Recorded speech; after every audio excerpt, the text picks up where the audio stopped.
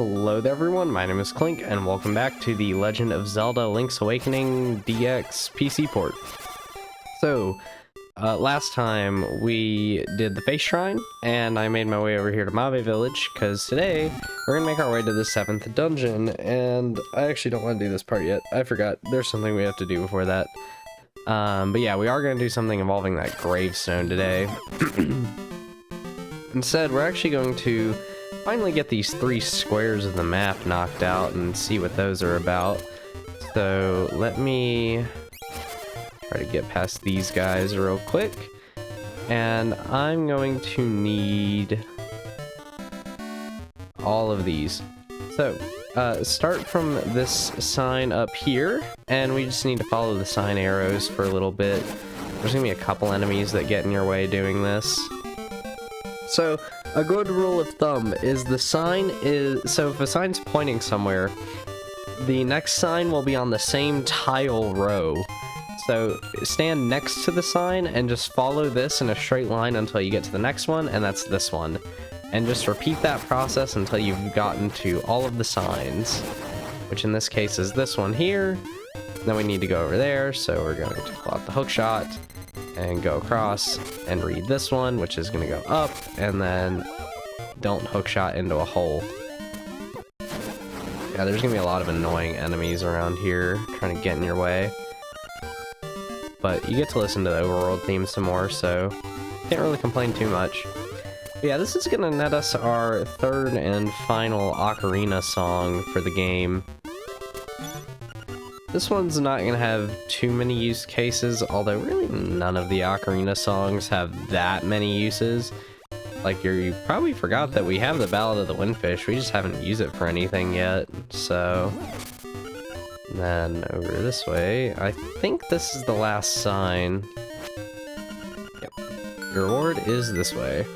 So, we got plenty of rupees for this in the Face Shrine alone, but you will need at least 300 for this. Ribbit Ribbit, I'm Mamu on vocals, but I don't need to tell you that, do I? Everybody knows me. Want to hang out and listen to his jam for 300 rupees? Like, listen to a previously unreleased cut. What do you do? There you go. As you can see, this is Wart from Super Mario Bros. 2, clearly.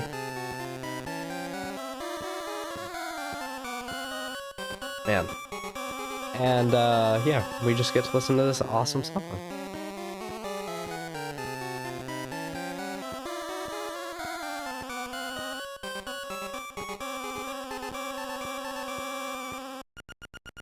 Thank you very much, Croak.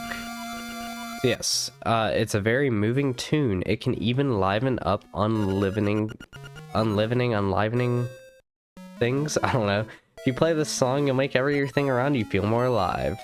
So, to actually get to the 7th dungeon, we actually need to get a key. But to get that key, you need to be able to fly. The only thing that can fly is a dead chicken. So we need to re-alive this dead chicken. Which the dead chicken is under this thing. Now you would probably be saying, how on earth are you supposed to figure that out?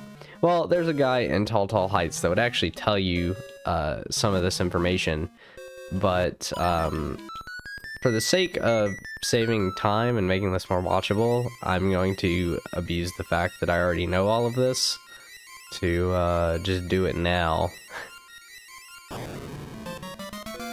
There you go. There's the rooster. He's very friendly. You're gonna love him, trust me. There's a few things that you can do with this guy. The only main thing of note is going to actually be over here by Canelet Castle. While we are going to be making our way over to the Tall Heights today, I do want to show this because it is one of the secret seashells. I have figured out where the remaining ones are. So I did show 21 and 22 with the Face Shrine and whatnot, and this is the wrong way actually, I think. Yeah, it's up here. So, if you're playing the remake, you could actually hookshot over to that staircase. In this version, however, the only way to do it is to pick this guy up and fly right over. And we get 20 rupees instead of the seashell, but it would be one otherwise, so... There is that, and now we're actually good to go over to Tall Heights. So, yeah, this entire part is dedicated to just getting to this next dungeon, because this one takes a little bit to get to, just because there's these seashells. Tall Heights is a pretty big area by Link's Awakening standards, so it's a good thing that this section of the game's getting the whole part dedicated to it, really. You can just plow right through a bunch of enemies here. And we're already almost at Tall Heights, at least. Gotta love being able to just get around this game's map really quickly. Hoot hoot, your path is not easy, but you're almost there. Go east. The windfish is getting restless. He is getting restless, because we're almost to the end of the game. Who would have thought that having ooh, hello. Having 7 out of the 8 siren instruments would mean we're getting close to the end of the game. Or I guess we have 6 of them, but you know what I mean. We're trying to get to the 7th.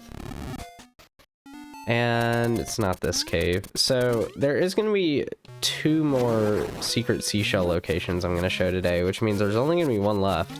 And it's actually going to be in the 7th dungeon, so there's 50 rupees if you need them. I don't really think there's anything else we're going to need rupees for in the game, but we can go on ahead and start stockpiling them at least.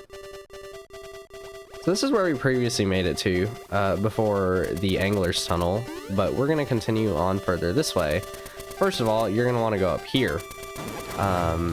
This is going to be where we get the dungeon key, and this is actually how you would also get to the 8th dungeon. It's going to be over to the left there. But this is the house right here. If we go inside. Wow, amazing. That rooster is actually flying. It's just like I said, eh? Have you tried to hold him over your head? Cluck, cluck. So yeah, this guy will tell you about the flying rooster. So, of course, he's all the way up here, right next to the key, because it's in that cave. But what I really want to show is over here. So, under this rock, this is an enemy, by the way. Under this rock is where the seashell would be, so that's seashell number 24, right? Yeah. And then if we go over here, actually... Hey, this represents your adventures perfectly. I'll call this one Close Call. I'm too close. I should back up. And there you go. So that is the last part of the photo quest that we're really gonna do. Believe it or not, it's a kind of anticlimactic end, but I will show a full one, just because the last one involves stealing an item, which I think I've mentioned. I'm gonna do that in the final part, and then I'm probably just gonna revert my save after that. It'll probably be like a different take from the rest of the video. We can just pick the rooster up and go over here. So we can just fly around this, and over here is the key we need. So we'll just keep on flying over, and we can go on ahead and grab that. So that's the bird key. That's what we need to actually, you know, get into the dungeon, much like the tail key, slime key, angler key, face key, whatever the face shrines was called, which we have all 5 of the dungeon keys now. So you can see our menu's getting pretty full of items at this point in the game. But yeah, that's really all we can do at this part of Tall Heights, so let's just go ahead and make our way to the dungeon. It's pretty much a straight shot from here. Although that chest up there is going to be our 25th secret seashell. If you go on ahead and pull out a bomb right here, go on ahead and open up this room, and it'll just be up here. Although there is a bunch of chests in here we can try to get, so we're gonna push this, and then this one.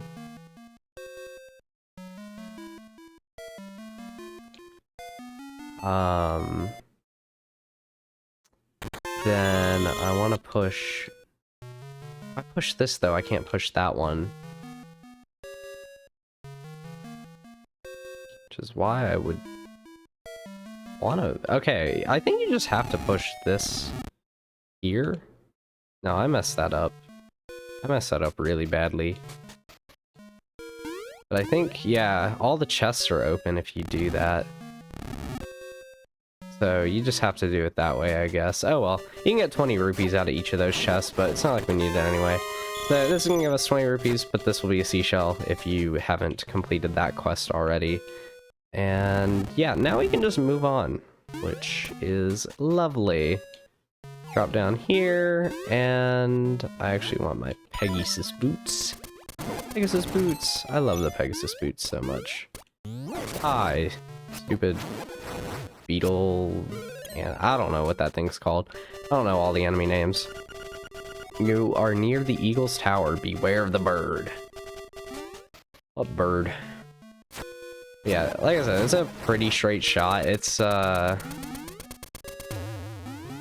guess this, like, obviously this area is meant to be a lot like Death Mountain was in A Link to the Past, although none of the caves really loop onto any other ones or intertwine. It's pretty much a straight shot. Like, you only really have one option on where to go with each cave. I'm going ahead and pick up the rooster to fly across this. You can just use the hook shot to get around here and then drop down at the edge here, but since we have the rooster, we can just do that. I mean, this is kind of the one exception. Obviously, you would want to go that way, but you can bomb this wall here. And this will be a Great Fairy if you need it. So, never gonna say no to a Great Fairy, are you? Why would you? That'd be kind of stupid. And we can enter the last cave to get to the Eagle's Tower. And of course, I had to take damage to a freaking Zol. Zols are so annoying. Yeah, here we are already, which means this is probably going to be the shortest part in the game, but I don't want this part to be like 35 minutes, because honestly, Eagle's Tower is going to be the... I don't know, it's shorter than Dungeon 8, honestly, but it can be more confusing if that makes sense. But with that, as you can see, we've pretty much filled out most of the map at this point as well. Just a little bit of Tall Tall Heights. Ignore the fact that I have a little bit of the Rapids ride undone. I don't know why those aren't filled in, by the way. I definitely went onto those squares. You can see the top left one. You can't get to it without doing the other three, which is stupid. But, yeah, that is going to do it for today. I'll see you guys next time, where we'll take on the Eagle's Tower. Bye-bye.